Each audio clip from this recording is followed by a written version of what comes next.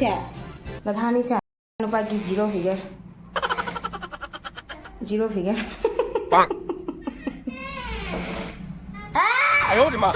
Lo mayam na nuthoi ki papa lae laga matungda sak charaga koi baro ki sak charaga loiraga thokle bako bazar da nga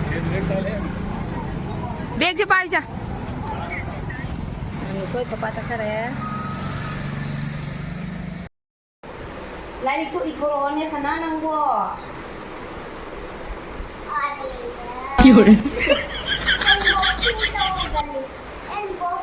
unboxing amu kan lai to ithoro ai ni ne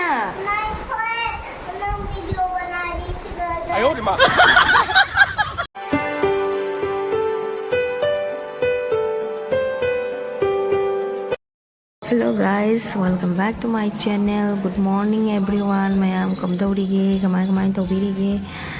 Ngasi video siti mayam aigi daily vlog tawjarage mayam ngasi ni dum tawjagadaba daily routine lo tawjarage aigi isi sita thamne aina mapana ngak phammi yabako. Ising lumbu sahalaga thakgen tawini khali peta loi nungalakpaga ngahang sumaina phamminaba lei nungalakpagi hawa nusise yam thi nungai aloi ha phamaga ising thakide aduna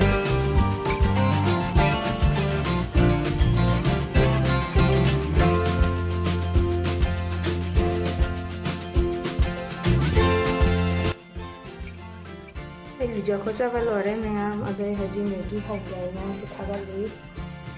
Maggi oina breakfast se sarage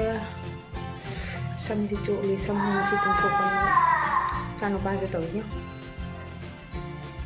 to mayam ngasi di Sunday ni na ma nanu thoi gi papa su lak pa yai ado ma la ga di dum mayam sum engala ki ko sana cholai di jo bas to lo so adik tahu ko lagi ni se gathani se nupagi zero figure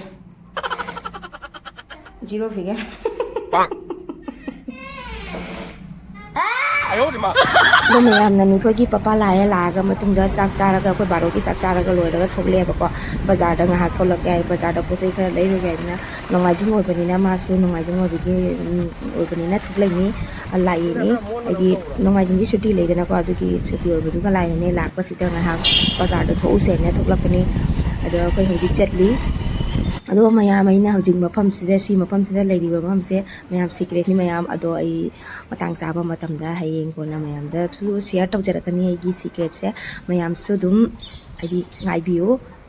jing biu ado hoji ga koi si mafam sidagi thokla ga hoji bazar da la ai si bazar sida ai si jan lepi mapa maga so ne parking to gi chakhe bako asigi bazar se chatli se asi se loina hadi loina pot suna ba pange hong so ni mapam se ji daily bazar ne aba si se ado se changa ga di hima sa plastic ki ka pochai sing su loina pange phal fruits ke leire se ga phal fruits firon adagi ki ga loina hadi loina suna ba pange sini ado pochai khara lei ki ke ado asonda ado so mapa maza la hai ado koi hodi changa ke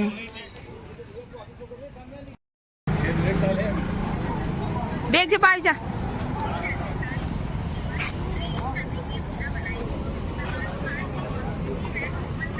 jubi je kya piye ko pochai le na nga leibam da mu change akhoi rau to lau dai nya than I lau di chaning na le nam bane ko ado hojik lau re hai ka I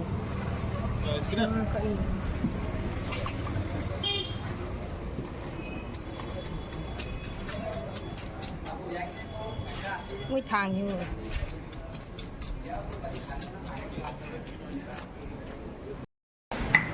đâu rồi tôi khá lắm mà đi cái đầu tôi chào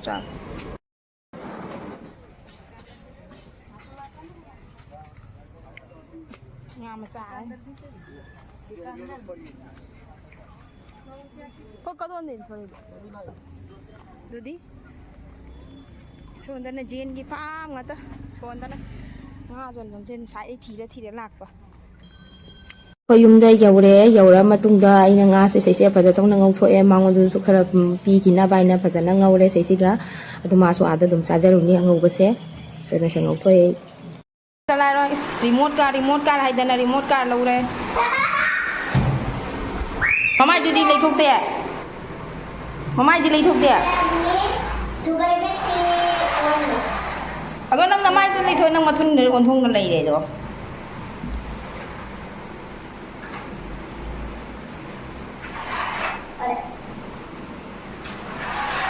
उल्टा क्यों पकड़ा?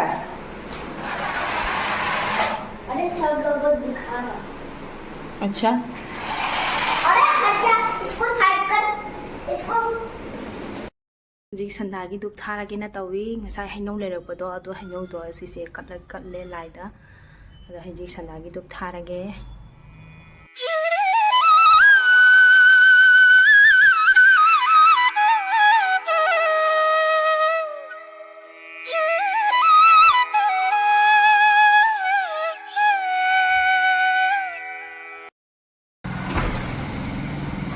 Thôi papa cakare.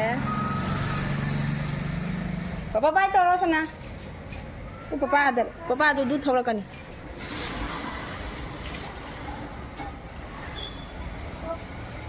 Papa bye bye love you good night Lari tu ithoro ne sana nangbo.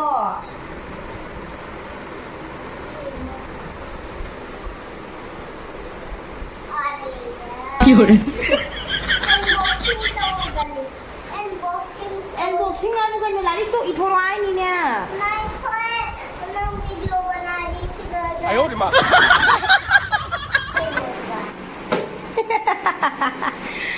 Masina ne. Magi remote car se porak paga amuk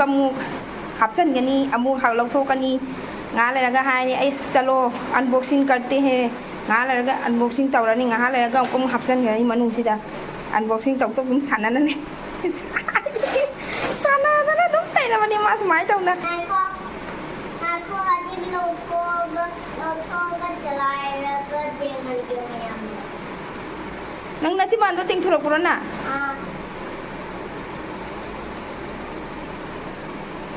na mayam ngasi gi di video se swai se somlo sanjarage mayam good night bye bye ore ado mayam video se num nuai video di like share subscribe to you mayam ai gi channel se mayam na si video ne like share subscribe to ka bi kan maji lawa ma maji ngang gi maji koi law na mayam thamage bye bye hai ro law da na kari hai du no hai ro law da na adu nang law da na hai da na du hai ro mama video to ri hai ro sai di ma hai an de da na ai na hai la ka loisun ga da na ma so hai de da na hai an dai na chao yi ji hai ro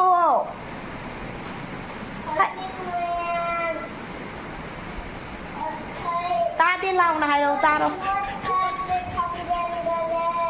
哎呦我的妈！ nang do boring ngoi ba nang do boring ngoi de katan na tu na na wa bye bye adu hai ke na thoi no sai de bye ba me lao trong ngõ lao